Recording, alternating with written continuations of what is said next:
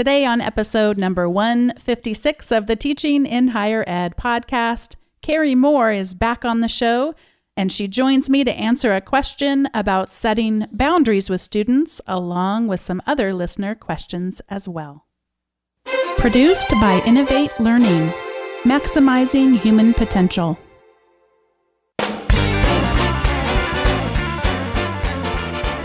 Welcome to this episode of Teaching in Higher Ed. I'm Bonnie Stahoviak, and this is the space where we explore the art and science of being more effective at facilitating learning. We also share ways to improve our personal productivity so we can have more peace in our lives and be even more present for our students.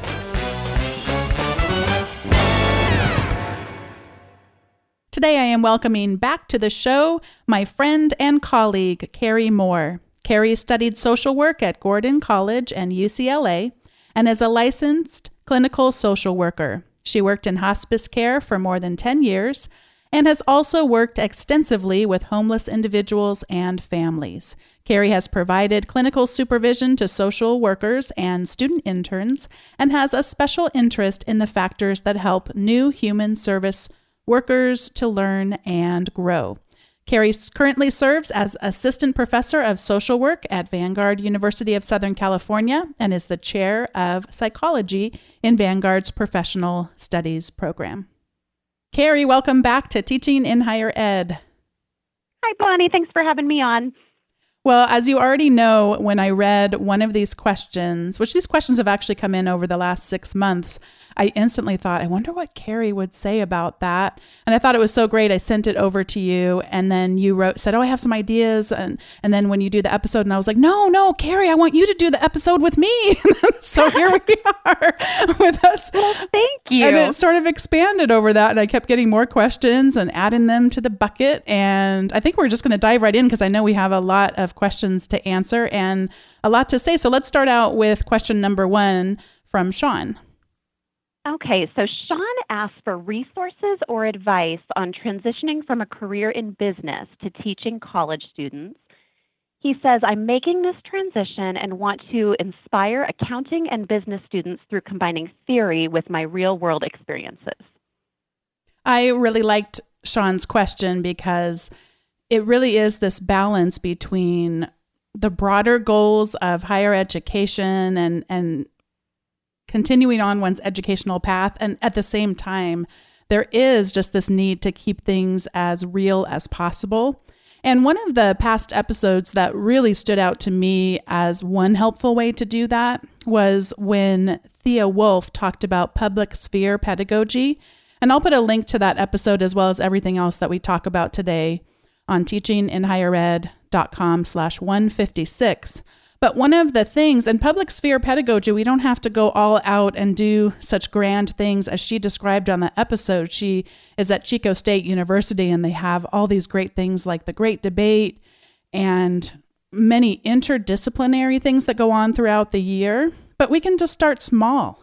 Invite guest speakers to come in. Invite a business professional in to give some feedback on one of your students' projects. Have your students go out and visit businesses if that's at all feasible for you in your teaching. I think that really helps to make it more real. And so many faculty have commented about when you do that oftentimes the guest, the professional, someone who is doing this full time will often say the same thing that you said.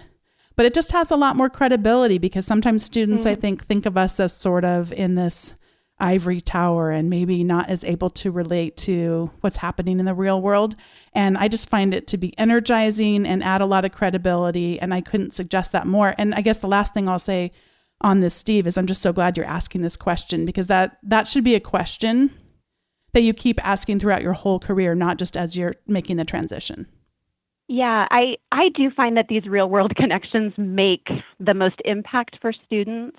Sometimes I get some pushback from students because they require, like I have students visit a human service agency and interview someone there, and it requires some extra work to schedule and to plan. They don't think that they want to do it at first, but they often give feedback that it's the most meaningful experience. And I do bring in practitioners from the field to come speak in class.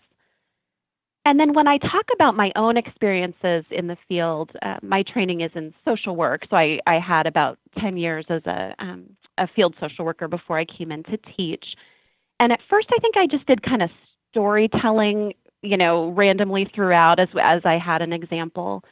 But what I'm trying to do now is maybe use my own stories a little more strategically. And I know you've talked, Bonnie, about, for example, having students predict, and that's a good learning model. So things I'm thinking about are sort of telling the beginning of a story, obviously in a way that's confidential to the people involved, and then having kind of stopping before I tell the end and having students think, what do you think I did to handle this? Or how do you think the client would have responded, and talk it through rather than only telling stories, but trying to be a little more purposeful in how I weave those in.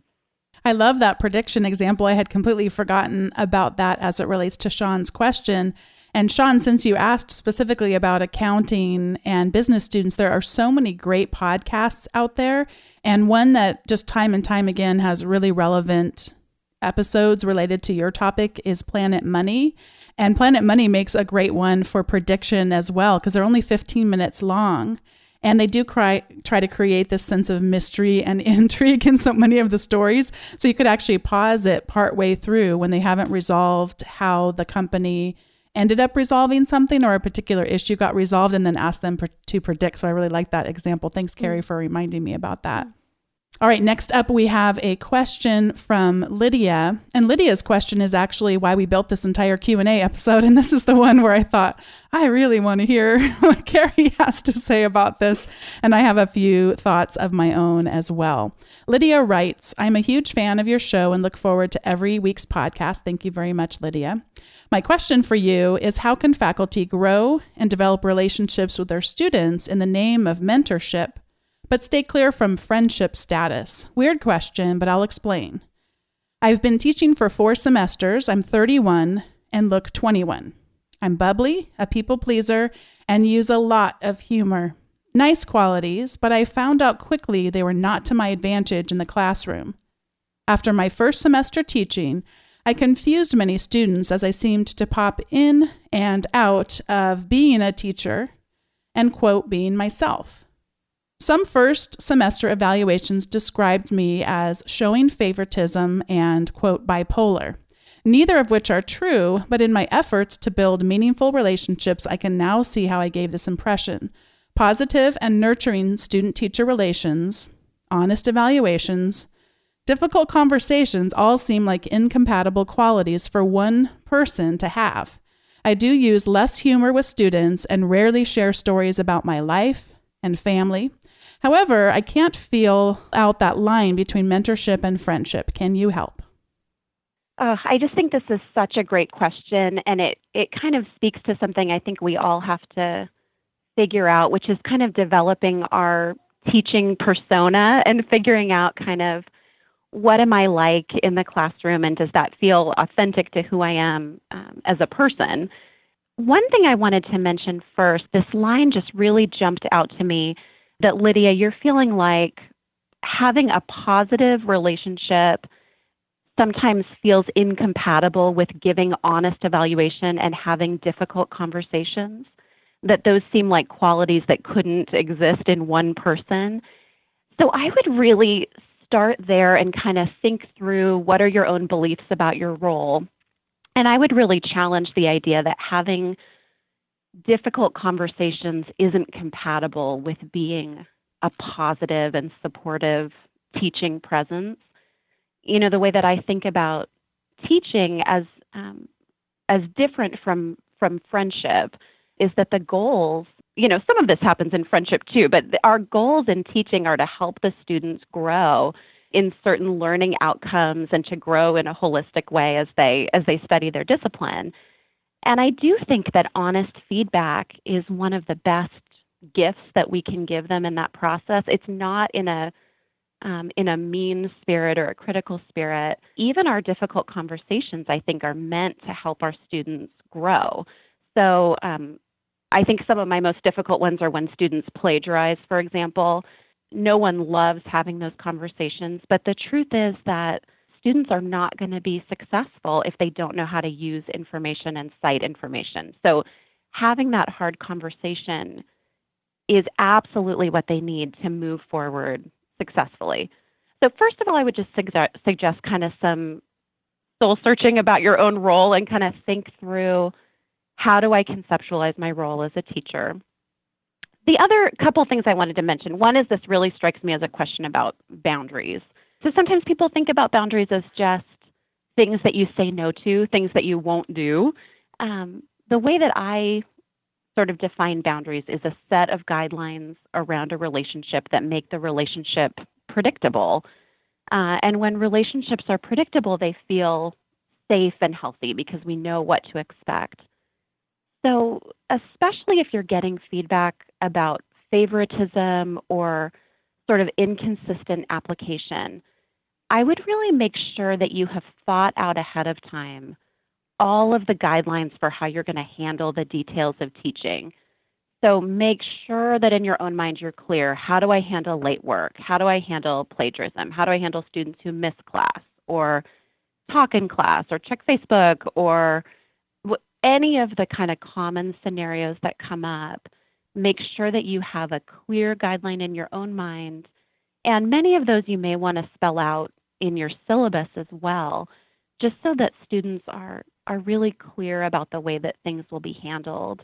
That also helps make those difficult conversations much less difficult, because when those situations come up, there's already a clear expectation of how they'll be handled, and then you just walk through that guideline. You just carry out something you've already decided on ahead of time.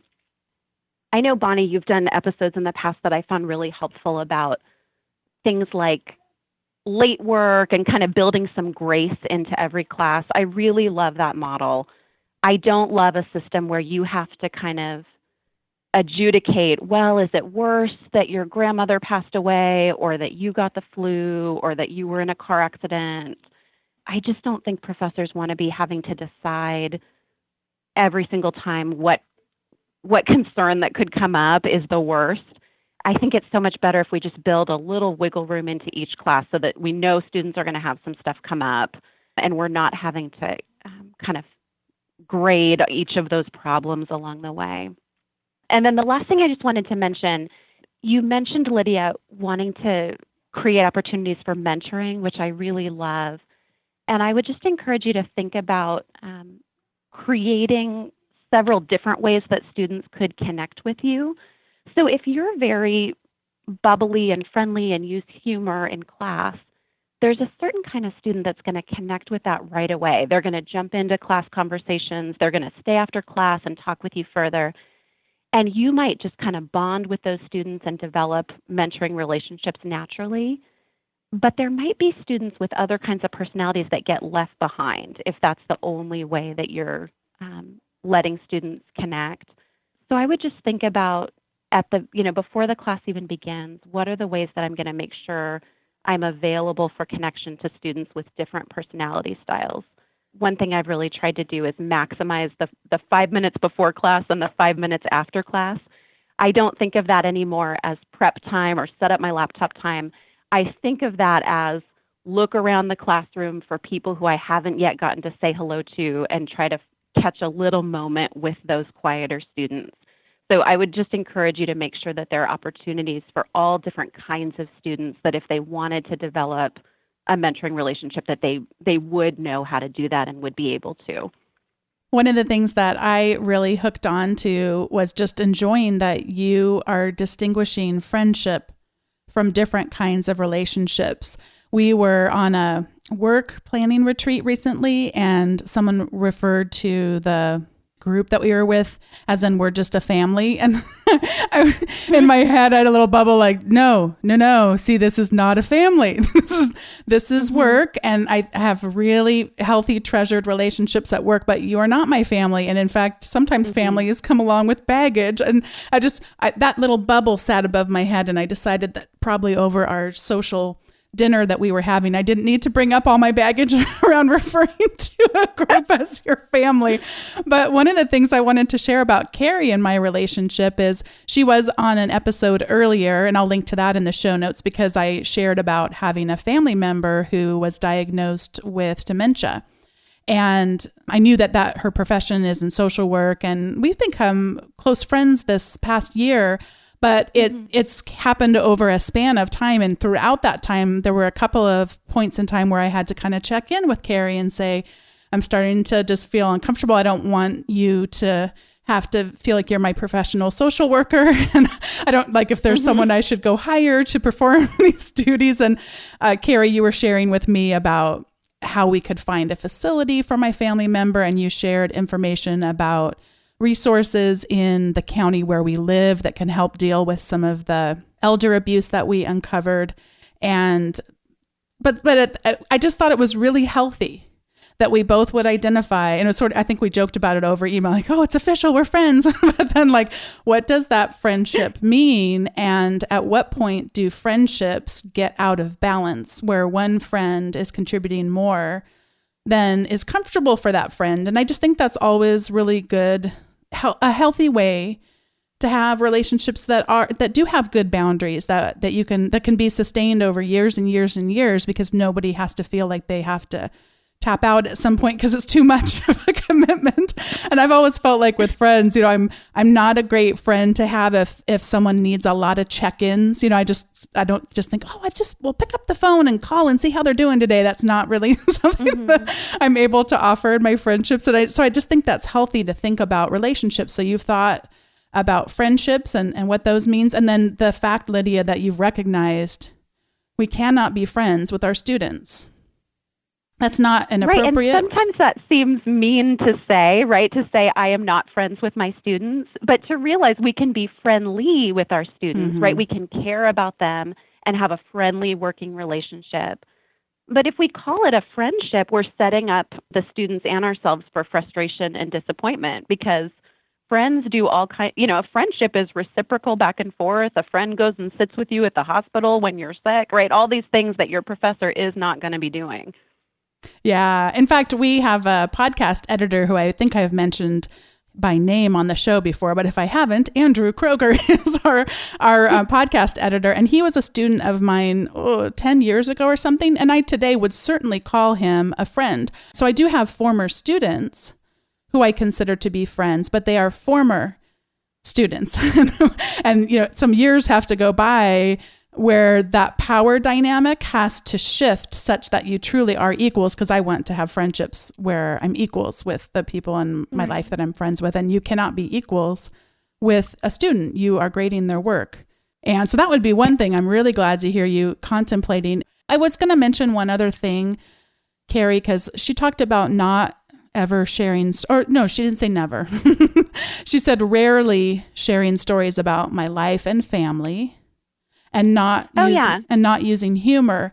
And I was going to suggest that when it comes to using humor, or when it comes to sharing stories about my life or my family, I do my best to see if it's relevant to the class. And if something is relevant to the class, I think humor can be marvelous and can be a way that can really help people remember. And you can almost create a memory for a class by doing that. There's a professor at Biola University. He's a math professor. And every year on April Fool's Day, he does this ridiculous whole thing with his whiteboard and his projector where it looks like he's talking to himself on the video and he's moving things around, but it's all just pre-recorded videos. And that is something that got written up in the Chronicle of Higher Education and kind of went viral. And students every year look forward to something's coming for April Fools and wait until we can see what that's going to be for this year. He's created just a memory for his students through his humor. And certainly sharing stories about your life and about your family, if it's relevant to a class, can be helpful. But as you said, or as you implied, Lydia, I do think we have to be cautious because people don't necessarily want to hear stories too much about that. I try to keep it really brief, really super brief. I do in the beginning of classes let people know that I have a family. I'll show a quick picture. I usually get some, oh, that kind of thing. That lets them know that I'm a human being. I can create a little bit of warmth that way, but no way do we want to talk too much about that because people really don't want to hear about it. Right. Personal sharing is always for the students. So there's some sort of educational benefit that you could think of if you're sharing a story about yourself. It's never for our own need to be liked or to have students understand how stressful our own life is. It's never for ourselves. It's always for kind of a student-driven purpose. Well, thanks so much for writing to us, Lydia, and let us know how it goes. And Kerry, I know you've got the next question from Steve. Yeah, so Steve has a question about continuous course improvement. He writes that he's looking for strategies for improving course content and delivery for professors teaching in a quarter system. He says most people I hear talking about it are teaching in a semester system and often have a break in the summer to work the changes. I have begun as an adjunct and have 2 weeks between terms, and 1 week is spent finalizing grades from the previous quarter. I really liked your question, Steve. And one of the things that's hard to gauge is even those of us that teach in more of traditional semester times, so many of us still don't spend those summers working on our courses. A lot of my colleagues are spending those summers, whether it's writing books or doing research or even taking vacations. We have some colleagues right now that are over in Europe that are leading a study abroad trip. So I don't think that it's that the majority of professors have lots and months and months and months to make their courses better. I think really it's better for us to think about it as continuous course improvement, which is how you phrased your question. I try to, whenever I can, fix it right then, if at all possible.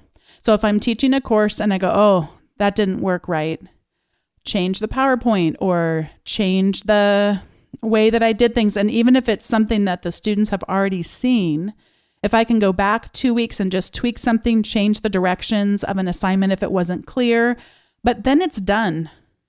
And then I can just copy that course shell over and all of those revisions are going to come over. And I'm just a big believer, if it's going to be a really quick fix, just do it right then. The other thing I do is I read my course evaluations, and I tend to read them a couple different ways. And I'm going to be talking about this in an upcoming episode, but there's sort of the emotional side of it that's just hard. It's hard to, when you pour your heart and soul into something and then, when things, you don't get the kind of feedback you were hoping for. So I read it that way. But then I do read it from a more just heady sort of space and say, okay, what action can I take based on the one or two things I want to take away from the feedback here, and incorporate that in, even if it's not a course that I'm going to be teaching immediately the next semester. While it's on my mind, I can fix it. If I have some reasonable likelihood of teaching that course again, I can fix it right then inside the learning management system or inside my course content folders on my computer. Make those changes, because I'm not going to remember it as vividly as I am immediately after I just did something that I realize I want to change, or immediately after I read those evaluations. So I try to make those changes pretty quick. And the other thing I try to do is not try to make just huge mammoth changes. Just make small changes that I think will make the biggest difference. And that's tended to keep me pretty sane after more than a decade of teaching. So what about you, Kerry? What are your thoughts on continuous course improvement? Yeah, this really resonates for me. I also I teach in a program that basically runs year round. So I teach through the summer. I never have a big block of time to make changes. I love your first suggestion, Bonnie, and I haven't really done that yet. I'm always writing myself lists of things that I want to change for next time and sticking them in folders. And I think it would be so much better if I made the changes as I went. One thing I do try is to just make small changes and kind of be kind with myself, that the class is never, you're always going to have dreams for how it could be bigger and better. And sometimes those dreams can just leave us feeling discouraged, like feeling like, oh, there's so far that I still want to go. But I have found that just breaking off manageable pieces, one example that I'm doing right now, Bonnie, you've been talking recently about pen casting, which is kind of drawing a picture that represents key ideas from the class. And the way that you do it is using all this cool technology, and you kind of make a video of the picture being created. And for me, going out and getting all that technology was just going to be a huge piece of it. You know, I don't have any of those pieces yet, and it seemed like a lot to take on. But I loved the idea of adding a picture that would get at key concepts. So I just created one. You know, I drew one out on my own, and then I started just drawing it on the whiteboard every week for the students. So they kind of pull out a piece of paper and draw along with me as I draw it on the whiteboard, which is the technology that I already have. And it's been really wonderful. You know, I was able to pull in part of what you were talking about, and at some day in the future, I'll pull in the technology too. But I just was trying to kind of be kind with myself and say, that's great that I added a little piece, even though it's not all the way there yet. I love that. It's so important to be able to do that, and that you can hone in on, I'm not ready to go all the way down this path, but I'm just ready to take that first step. And those kinds of things really can add up. Our next question is coming. Actually, I forgot to ask in advance, to ask my mom who majored in French to help me pronounce this name. And now here I am not going to be able to pronounce it. Loic. Kerry, you don't happen to be hiding any French skills in your back pocket, are you? I don't. I wondered about pronunciation too, but I can't help you with this one. I apologize for not doing my homework in advance. I'm going to refer to you as L, and I'm going to ask my mom to help me pronounce it, or maybe you could call in and give us a pronunciation so I can do a better job in the future. But she wrote in and asked about cultural experiences and influencing without legitimate power. So she writes, first of all, I would like to thank you for the wonderful work that you do on your highly professional podcast. It's always a pleasure to listen to it. It's very helpful. And I'm realizing I'm saying she, and I'm wondering maybe this is a he. Oh, it just keeps getting better, doesn't it, Kerry? He or she is a professor We're all learning. I know, in strategic management in a French school of management, and this individual is also deputy director for pedagogy and academic development, and they share podcasts with colleagues, and they get to learn from it as well. So thanks. And your school, I'm going to start referring to you as you. Your school is French, and there are more than 80% of the professors, though, are not French. And so the suggestion here is that it would be fun to hear more about different professors who are living in vastly different cultures and what that experience has been like that, and would I consider that idea for the podcast? And I absolutely would. And in fact, we did have just the start of this conversation back on episode 80, but I know there's a lot more we could have about that conversation. So thank you for the idea, and I've tucked it away in my future episodes list. And then you also say that you're curious to know, how do professors influence others and have them follow their lead without any hierarchical power?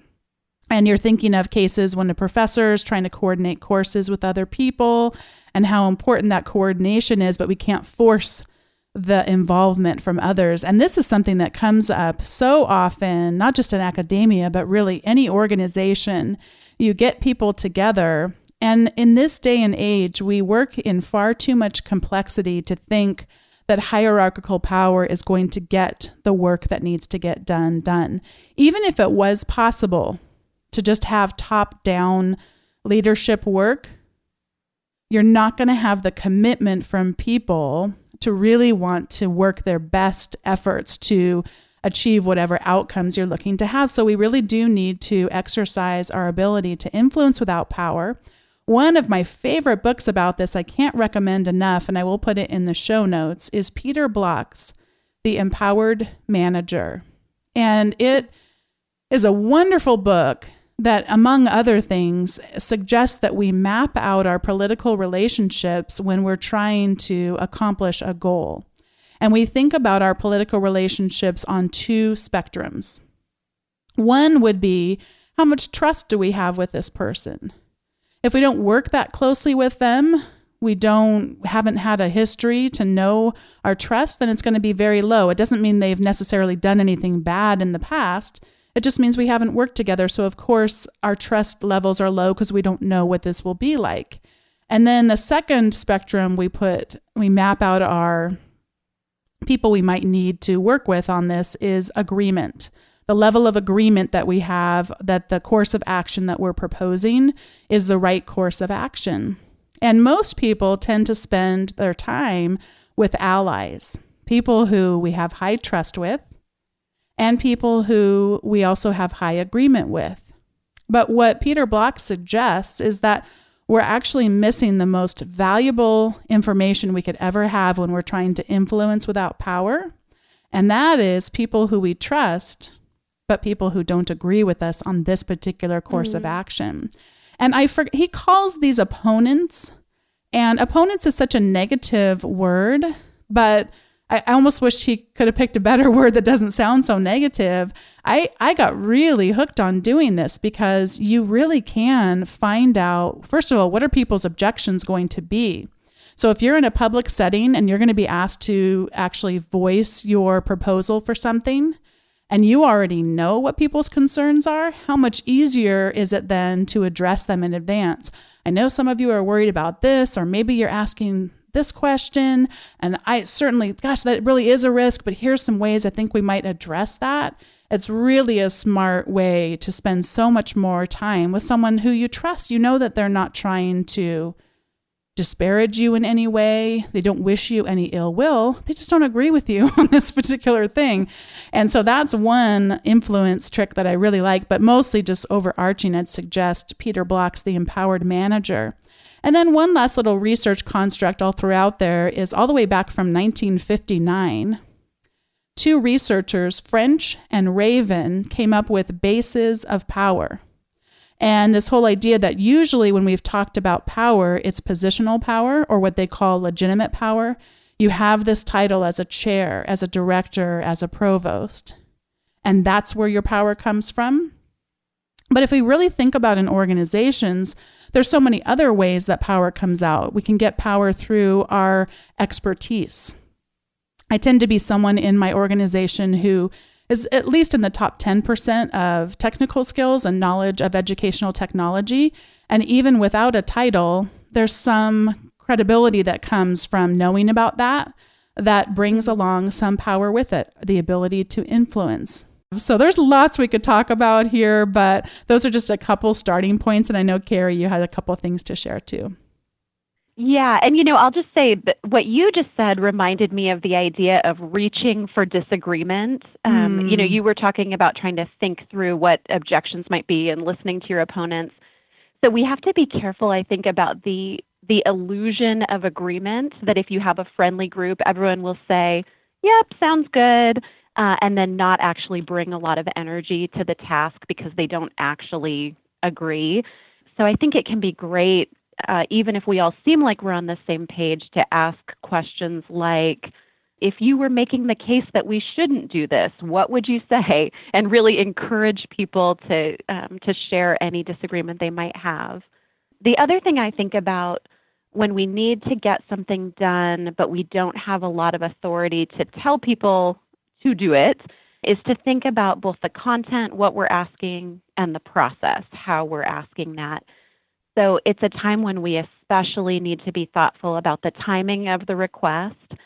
So if we're asking at a busy time of the school year, we know that optional things are going to be a low priority. So trying to time our request well, to ask it in a way that's likely to build some buy-in.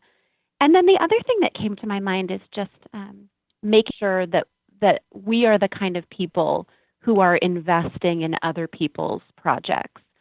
So, Bonnie, I think of you as someone who cares about the whole university, and you're invested not just in things you're in charge of, but that you care about other people's research interests, other people's projects. And so when you need to try to get buy-in, people want to do that because you care about others' projects as well. So just to make sure that we're developing sort of a professional life where when we ask a favor of someone or ask for investment, it's not the first time that someone's ever seen us, and we're not seen as only having a one-way request for help, but that we're willing to invest in other people's projects as well. I love those suggestions. And I also am cracking up at myself because, first of all, Google, I didn't have to call my mom to find out the name. It's right on Google. Oh, what is it? Yeah, how do you say it? I'm going to play a video in just a second, but it's a form of the name Lewis. So most likely talking about a male here at Lewis. And let's see, I've got a video I can pull up that will teach us how to pronounce it. Loïc. Loïc. Loïc. It just sounded like the recording on Wikipedia. We should do a video of ourselves now that we are experts in pronouncing Loïc's name.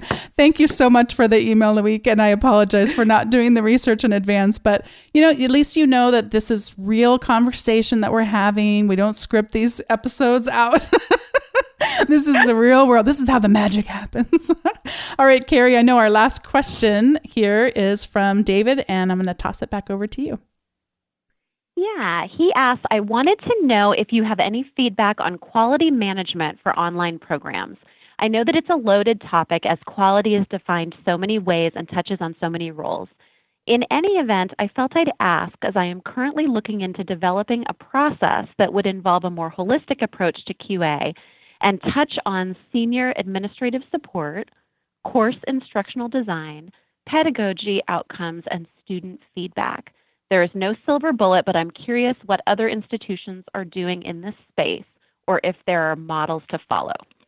And David John, I knew when I got your email that it was going to take us a while to record this Q&A episode, so I did already write you back with a little bit of research that my institution has done, just informal looks at two of the big organizations. In this space, you're generally talking about Quality Matters or the Online Learning Consortium, often abbreviated OLC. And they're both wonderful organizations. I have been certified in the Quality Matters system, so I know it better than OLC, but I am getting to know more about OLC, and one of the advantages it seems to have is maybe a little bit more room for customization if you don't quite want to use their exact rubric to look at the quality of your programs. But those would be the two starting points that I would make if I were you to see which one might better serve your needs. That was Quality Matters and the Online Learning Consortium. And we are going to keep recommending things now, but not about quality of online programs, but I'm going to flip over and talk about quality of music. One of the things I really treasure about my friendship with Kerry is also that it comes with her husband, who's becoming a friend as well. And Stephen, I've talked about his podcast. I guess I don't talk about it on the show before, but I've recommended his Stephen Explains the News podcast, and that's so much fun to listen to. And he also every Monday on his Facebook page has a Music Monday and always posts a song. And it's fun because his songs he doesn't just post them, oh, isn't this a great song? It's somehow related to his past or his life. He wrote a really touching one when his mom passed away that I just started bawling when I started listening to it. Aww. And so now when I hear songs I think he might like, I'll sort of pass them over to him on Twitter as well. And Harold Jarkey posted this wonderful song called When It Comes My Turn, and I'll play a little clip of it in a moment. But Harold Jarkey, I've talked about before on the show. He's really a worldwide expert in personal knowledge management, and so he's a lifelong learner. And the verse I want you to listen for, the chorus I want you to listen for at the end, it says, I laugh, I love, I live, I learn. I want to die with a smile when it comes my turn. And it was just such a neat song, and the harmony is so great. And this artist is David Miles, and now I'm just playing David Miles all the time because it's such great harmony. He's a guitarist and plays sort of folk-sounding music. And here's a little bit of When It Comes My Turn. Oh, I'm getting old, but not old yet. I'm already worried that I might forget how to laugh, how to love, how to live, how to learn. I want to die with a smile when it comes my turn. I want to die with a smile when it comes my turn. I want to die with a smile when it comes my turn. I love that, Bonnie. I love that song. It's stuck in my head. There's another great one called I Wouldn't Dance. I'll link to that one in the show notes if anyone wants to check it out too. Such great music. All right, well, Kerry, what do you have to recommend? I think my recommendation is going to be a counterpoint to yours. So you have music, and I'm going to recommend silence. I'm coming off of a year and a semester that have felt pretty frenetic. And I think a lot of us are in that mode right now of leaving a very, very busy time. And I've been doing some reading and have really been challenged to find spaces for silence. Our culture gives us less and less automatic opportunities. I know a lot of us are even doing a lot of listening to wonderful resources like this podcast, but even when you're driving, even when you're folding laundry, that you're also listening. And I've been challenged to kind of relearn some moments of silence in my day. I think our brains need that space to kind of work through everything else that's going on. So if you, like me, have forgotten how to ever have silence or be silent, I would just recommend giving it a try. It can feel a little strange if you haven't had much quiet lately, but I think it's good for our soul and it's good for our brain to be quiet. Well, Kerry, thank you once again for coming back onto the show, and I hope it's just the second of many, many, many visits to come. Thank you so much for having me, Bonnie. It really is an honor, and I love your podcast. So thank you for all that you provide to all of us who listen. Thanks again to everyone who wrote in with questions for this episode of Teaching in Higher Ed, and thanks to Kerry. If you have a question that you would like answered on a future show, just go to teachinginhighered.com/feedback. And I'd love to consider doing another Q&A show next time we've got a collection of questions in the queue. And you're also welcome at the /feedback link to let us know of any suggestions that you have for future episodes or guests.